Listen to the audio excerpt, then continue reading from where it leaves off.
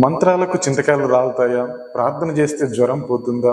అసలు ఈ రోజుల్లో కూడా మంత్రాలు చేతబడులు ఉన్నాయా?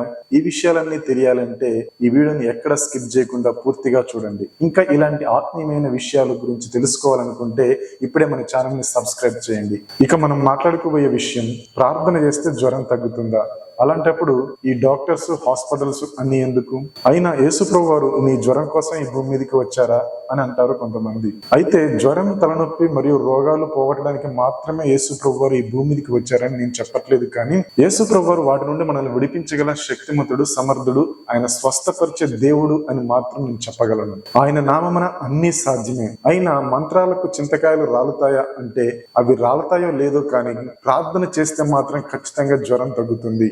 అది పరిశుద్ధ గ్రంథమైన బైబిల్లోని మత్తయి సువార్త 8వ అధ్యాయం 14వ వచనంలో దేవుని యొక్క వాక్యం ఈ విధంగా సెలవిస్తుంది. ఏమనంటే, తర్వాత యేసు పేతురు ఇంటిలోకి వెళ్ళినప్పుడు పేతురు అత్త జ్వరంతో పడి ఉండటం యేసుప్రభు వారు చూసి ఆమె చేతిని ముట్టినప్పుడు వెంటనే జ్వరం ఆమెను విడిచిపోయినట్లుగా, ఆమె వెంటనే లేచి యేసుప్రభు వారికి పరిచర్య చేసినట్లుగా మనం చూడగలుగుతున్నాము.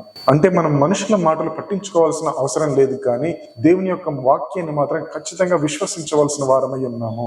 మనుషులు ఏమన్నా, ఏది ఏమైనా కానీ మనుషుల గురించి మనం పట్టించుకోవాల్సిన అవసరం లేదు, కానీ దేవుని యొక్క వాక్యం మనతో ఏం మాట్లాడుతుందో దాని యందు ఖచ్చితంగా మనం విశ్వాసం ఉంచి దేవుని యొక్క వాక్యాన్ని చేత పట్టుకొని ఆయన సన్నిధిలో, ఆయన నామంలో ప్రార్థించే వారముగా ఉన్నట్లయితే ఖచ్చితంగా ఆయన మన పట్ల కార్యం చేసే దేవుడు. ఇంకా మనం చూసినట్లయితే అసలు చేతబడి మంత్రాల గురించి బైబిల్లో ఉన్నాయా? వాటి గురించి కూడా తెలుసుకోవాలనుకుంటే, వాటి గురించి వీడియో కావాలని కింద కామెంట్ రూపంలో మాకు తెలియజేసినట్లయితే దాని గురించి కూడా ఖచ్చితంగా మరొక వీడియోతో మీ ముందుకు వస్తాను.